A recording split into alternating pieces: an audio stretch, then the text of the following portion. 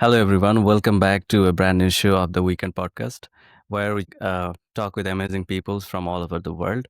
I'm your host, Inamul. Today, I have a very special guest for you. She is a scientist, a researcher, and someone who works closely with insects. Yes, you heard it right, insects. She is from Nepal, but she is in Kentucky right now doing her PhD in entomology. So, welcome on board, Bandana Srestha. Thank you for joining us. Thank you so much, Inamul, for having me in your spatial post podcast station. Okay, let's start from the beginning. You were from Nepal. Um, you started your PhD this year, probably, right? Yeah, from January 2025. Yeah. So, tell me about your journey from your childhood, your journey from Nepal to US. You first landed at LSU for your masters, and then uh, started your PhD at University of Kentucky. So, let us know about your childhood and everything. Oh, okay. So, hi everyone. I'm Vandana. About my childhood, I was very, unserious kind of person. I didn't like to study a lot. I used to have fun and I just used to complete my homework. And then all I have to do was to focus on the class, and that's it. I used to go to the exam hall and then I used to write anything that I know. I didn't used to study a lot. But things changed, maybe because I was interested in something specific. Maybe that's why I'm more um, into it right now. But it was a gradual change from unserious person, like not studious kind of girl, to like having more responsibility and then more into something that I really want to do. Um, up to my high school, I was like so I didn't know what to do with my life. And then after during the process from um you know enrolling into the undergrad system, I was kind of thinking more about what I can do with my life. I knew what I didn't want it to do. I didn't want it to do the engineering and all. I didn't want it to be a doctor. I didn't want it to work as a nurse. But my father wanted me to be a nurse. And then I at that time I used to join one of the uh, institute where I was preparing for future studies, and then I made few older brothers who were into agriculture, and then I knew that we can study insect in agriculture. So you know I didn't choose agriculture just because I have to study, but I chose it because I wanted to study bugs, because that's the only field I could study bugs. So it was an accident. I just wanted to study agriculture and the insects. And even in our how it looks like to be Asian students. It's so unserious. We really don't know what we are doing, and then the education system is so weird. It's not structured, and not even 25% of what we get to study in here at United States, right? So but I got the chance to meet one of the my undergrad PI supervisor. He did his master's from United States, from University of Florida, and then I got to meet him, and then we had a chat. We kind of talked about, like, I kind of told him that really interested in insect. He did masters in entomology, right? So we kind of connected that way, and then he had a strawberry farm, and then he was trying to establish his farm in Chitwan. That is my hometown. And then during the time of Corona, COVID 19, he wanted to establish that farm in Chitwan, and then I was luckily in that city. And then he kind of offered me to be his farm manager, plus I could start an internship with him for like 6 months. I did internship. I was kind of handling all the farm stuffs, and then during that moment I kind of understood how it actually works. It's kind of, there is a sense of responsibility, accountability, um how actual commercial farmers think, like how you know things are like a system is corrupted. I saw different perspective of different people. I got like everything from every single person. I try to build up my own perspective, because how naive we were back in our country, especially when we were just doing the Okay, so undergrad. you were into Hmm. agriculture and Hmm. entomology regarded to targeted to the agriculture. Yeah. But in the US, when you studied your masters in Louisiana State University, you studied the urban pest, right? So what happened? Why did you switch to the urban pest from Oh, agricultural pest? so starting with how did I switch to urban based? There is the gap between completing my undergrad and then starting my masters, and then in between I have to, you know, think what I should do with my life next, right? Should I start my masters in my own country, or should I go to abroad? And then I finally decided that I should go to abroad. I was happy to work with any agricultural based. I was happy with working with any kind of insects. So while trying to figure out what I should be doing with my life, and then I was trying to Google the R1 universities here in America, right? And then it took me a lot of days. Like, I tried to figure out where should I email, whom should I email, and then I try to make a list of the universities that I'm interested in, or that has the capacity to take the international students, because they have a lot of fundings and all. We can't really pay a huge amount of money being an international student and then study like masters here in US, right?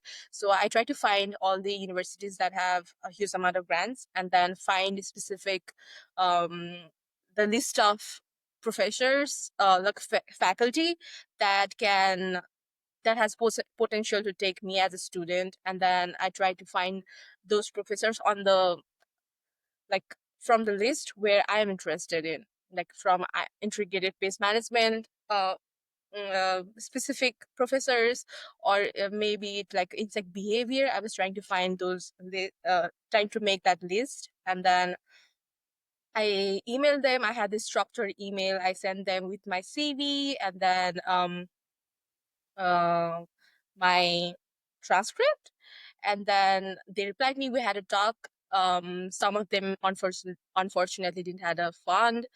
Um, that's a lengthy process, right? So when I finally emailed Dr. Ashbrook, who was working with the urban entomology, working with the cockroaches and bedbugs, he sent me the Zoom link or the Teams link, and then we had a talk about it. We had a 1.5 hour talk, and then he convinced me that bedbugs are really interested pest, and really specific pest that is really that has significant importance in US. Also, I was trying to think like, what is the status of urban entomology in Nepal, and I don't have any I didn't have any idea what it looks like in Nepal. There is no major courses on urban entomology. There are just pest control people who work on themselves, maybe their family business or something. But there was. there is no specific urban entomology course in our country. I don't know about your country. So while having that, while doing that interview, I was thinking about what should I be doing.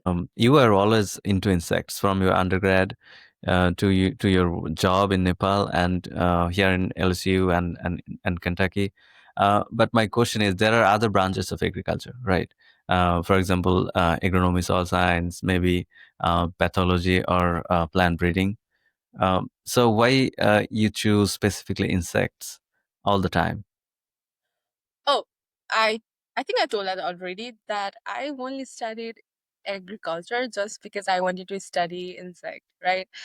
And then I was, you know, in our seventh semester we had to take major, and then I took agriculture pest management, where you can get to study pathology and insect. I was more into insects from the beginning of joining my undergrads. And then when I was trying to get enrolled into masters, and then I tried to email every single professor who is working with the insects, not just the urban entomology. I was writing emails to different people who was working with the IPM, not just urban entomology. It may be agriculture entomology that's related to the behavior, or IPM. Um, was not emailing those who were doing the molecular stuff, because I'm not interested in that stuff at all.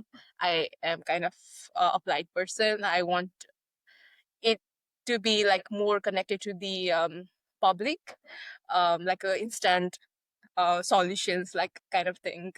Um, yeah, and then that's why I didn't want to do the agronomy and all, because I was interested in insect. So, from Nepal to the US, how tough was the journey? What are the challenges that you faced, and what are the steps that you did to overcome those challenges? Um, so during the, you know, applying for masters, I didn't have much challenges. There was a lot of challenges in my personal life rather than in specific process. It was really straightforward. I just made the list of all the universities, and then I just listed all the names of the professor that I wanna email, and then I was just emailing them. And then um maybe the challenge was I was not getting email as I have thought of. It was really random. There was no font at all, and then there was a lot of email. uh, They were saying that they don't have font. They are not like, our interest doesn't match. I find that funny, because our interest definitely matched. Also, I'm distracting. I'm getting distracted again. Okay, so my next question would be, no problem. You know what? I wasn't thinking about a lot of stuff that I faced. Like, I don't think about my past a lot. No, that's I'm okay. just, yeah. That's okay. So, my next question would be, what are the challenges that you faced after coming back to the US? There are a lot of cultural differences in the US to the South Asia, especially in Nepal. So, what are the challenges that you faced over here, like a cultural shock, or the food, or the weather, or the language? And how did you overcome with that? Um, I think most of the time I used to think that I'm not ready to come to US, because we didn't used to talk in English a lot back in our country. That was a kind of shift from Nepal to US, like a language. Even though we had done like a English proficiency test and all, like a TOEFL and all, still we were so good at writing, but we didn't used to talk in English a lot in our country, like not even like for like a day. So that was really a big challenge for me, because sometimes we didn't used to understand what like a real actual Americans were talking about. It's an accent, or like I couldn't say what I want to say. I couldn't understand what they're trying to say in the beginning, because my master's professor was like American, and I he used to talk really fast. Maybe it's a Mexican thing. He used to talk of a lot faster than the normal English that we used to hear in our country. So that was a big problem. And second, it was like a I've already mentioned that, I guess. It was casualness, like calling your professor with their names, and then you know how casual American students really are. They can say whatever they want to say. They speak their minds up. We didn't used to do that back in our country.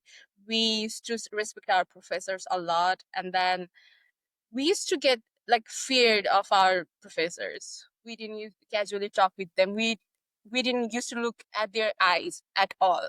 So that was the second one. And then third one was definitely food.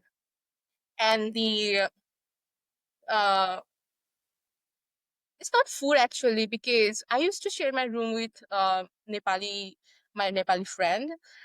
So it was really easy for me. But when I used to hang out with my friends from my department, it was like a bit of it wasn't really a problem, because I get really excited when I used to get shared food, because I'm really a foodie person. Even though it's from Bangladesh, like I used to had a lot of mutton biryani. Even Tanvir used to give me a lot of biryanis. And then I used to have burger and pizza with my friend Andrew, I miss him. Um and then I think that's all. Whether in our country, I used to live in Tarai region that was kind of hot and humid, like a Louisiana. So it was really easy for me to tackle that. And the other thing was sometimes I used to feel really, really low just because I was away from home. I used to be a homesick person a lot. I used to call my family and then cry. I used to call my brother, who is in Australia right now. I used to cry a lot. I cry a lot. Um, I think that's all, I guess. Yeah, like every international students has their struggle at the beginning, but later on they find a way to overcome with that. So what was the situation in your masters here? I have seen you like joining in clubs, especially in the international student association. You have worked with the LSE residential life. So what was the experience with that, and how did you manage time for those works apart from your research and courseworks and all? Oh, yeah. So how did I manage my time? I guess it was because my professor, Dr. Ashberg, was really easygoing. He used to tell me that I can get involved in any clubs, any organization. I just have to give time to my research. And then talking about residential life, it was kind of my duty and a job, because I used to work on my lab for 12 hours, and then I used to give 8 hours for residential life per week. Like for a week I have to work for 20 hours, and it was 12 and 8 hours. So that was kind of my part of my job. And then talking about organization, I was really excited to get to know people from different countries, and that was only possible when I get involved in any organization. And that was kind of random, because our like former president of ISA, Tanvir, just texted me in Facebook and said, "Hey, Bandana, do you want to be a part of this? This is the whole process, and then if you are interested, you can just apply for it." And then I did. On the last day of, like, it was a deadline. I applied for it, and then we had a talk about it. We had a meeting with the former members, and then we had a chat. And then, I just love people. I am very friendly and then extroverted person. I like to talk a lot. Also, on the top of that, I like to really, make a change in life of people who had a real problem. And when we were working with the ISA, we had organized a lot of programs, but also on the top of that, we had have done a lot of things for the international student. Like, um, they used to email us and then tell us their problem, and then we try to solve their problems as much as we could. And then also we all the members had a great time working together, I guess. So, what was your experience in the LSU residential life? What did you do specifically over there? Oh yeah. I think it's kind of confidential, but I don't know if Okay. I can say it, but you can cut this part, but so residential life is a If you don't department, want to like, share, it's okay. yeah. So that's why I didn't, because they don't want us to tell about the problem they are facing in their uh housing, university housing. So I don't want to Okay. talk about it. Okay, so let's get back to your research. What are you doing currently in your PhD project, and what are the progress right now? Um, so I just started my PhD since January 2025, and then it's a kind of organic process. There is a one-on-one meeting every week with my PI. We had a chat. I used to do a lot of literature review, and then um, we try to figure out what we are doing. But at this point, I'm working on one project on German cockroaches. So it's like kind of, how huge this German cockroach is in US, and we're I trying don't to know. figure out. You don't know? No, You I don't don't have work with cockroaches in your insects. apartment? No, we have regular pest management. Wow, that's nice. But it's really not. I think it's not really a problem in um specific apartments, but in a multi um story housing or the low income housing, it's a really huge problem. Like, not in the apartments, but in the actual houses, it's a really big problem. That's because there's a pest control every month in your apartment, right? Yeah, That's yeah, why. yeah. So my research is, instead of spraying insecticide every single month just to prevent cockroaches, I'm trying to figure out if we can use baits as a proactive strategy to control the cockroaches, because when we use a lot of insecticides, the insect develop insecticide resistance, because of which the insecticide that we are using currently is not work will not be working in the future, right? So instead of that, using it repeatedly to make them resistant to it, I'm just trying to figure out if we can use jailbait as a proactive strategy, because jailbait is a very safe, like a safe kind of um, treatment, and then it's really children and human being friendly and pet friendly. And also in the literature, I found that jailbait can be effective till up to 5-6 months. So I'm trying to use jailbait in different environmental complexities to see if they are effective for German cockroaches or before applying Yeah. So chemical. what is your plan after finishing your PhD from the career's perspective? What are you gonna do? Are you going to stay in the academia or going to the industry or anything else? Maybe some entrepreneurship.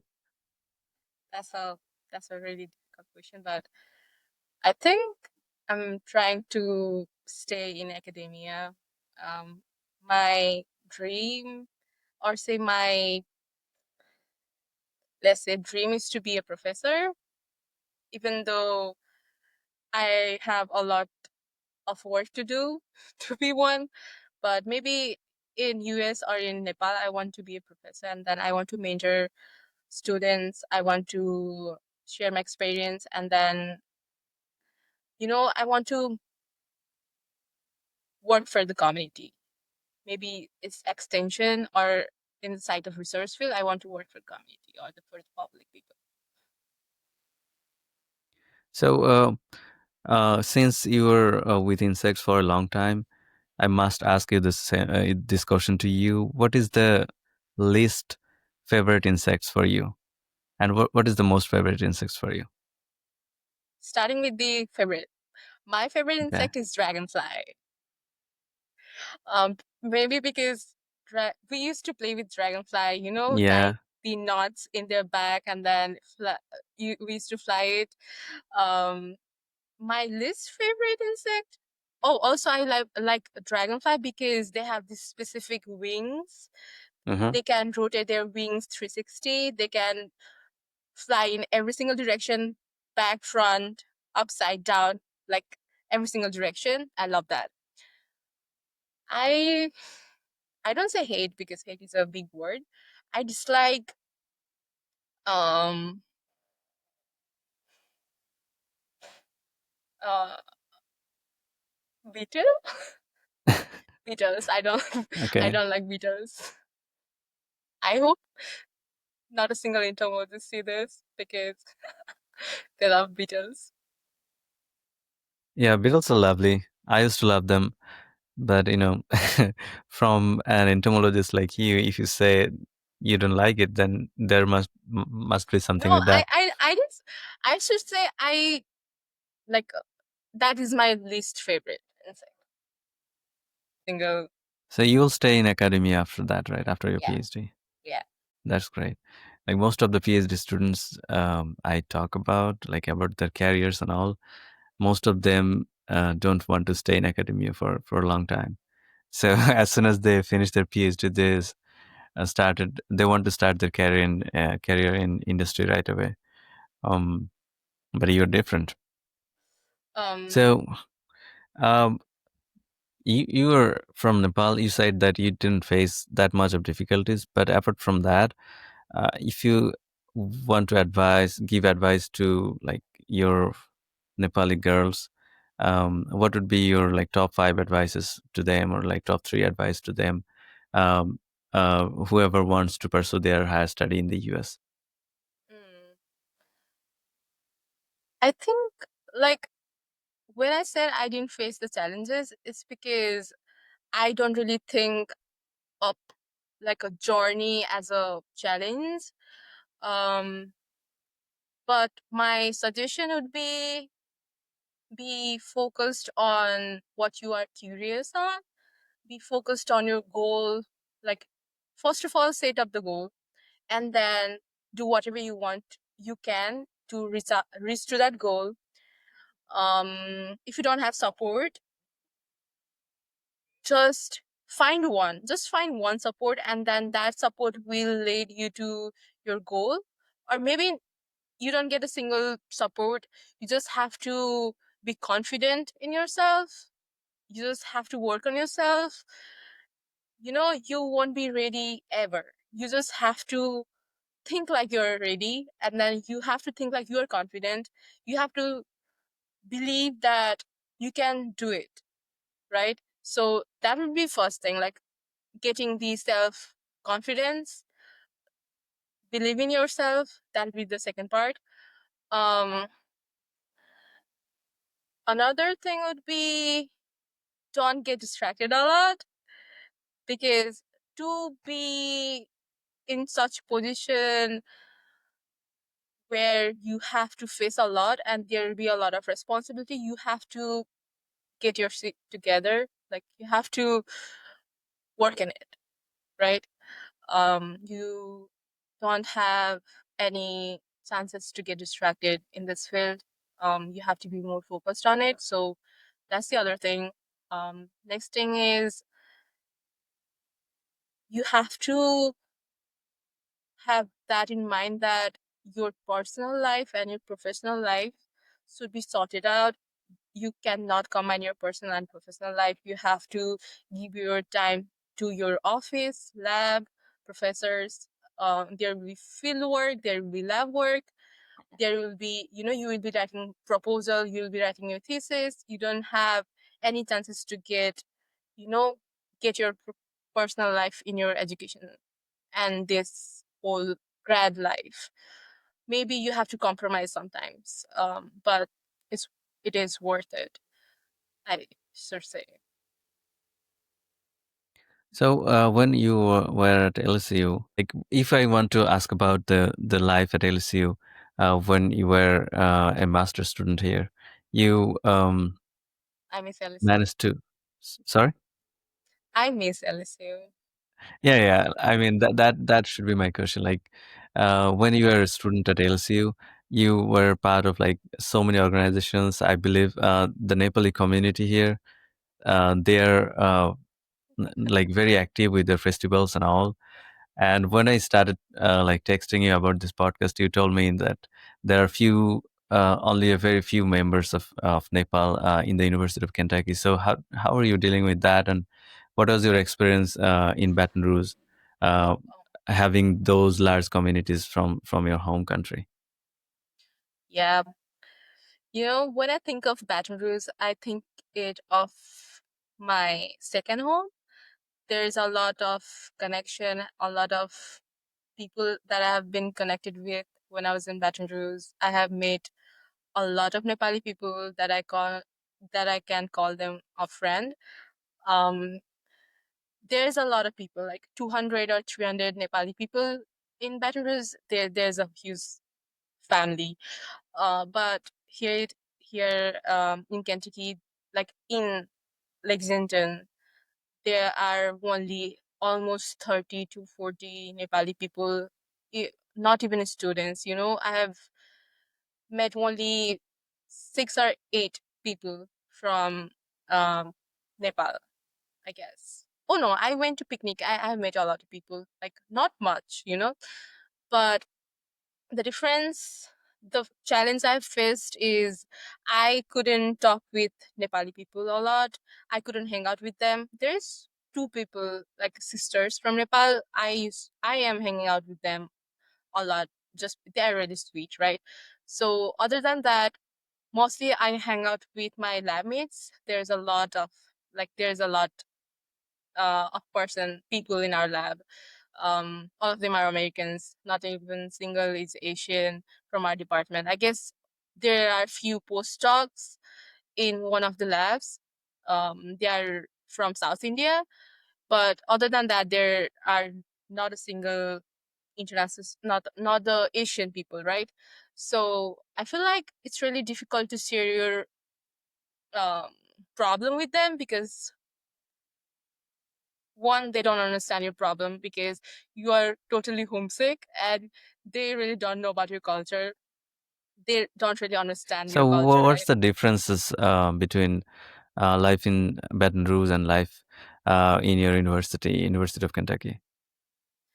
um Difference, I think, as I've said, Nepali people, very few Nepali people, right?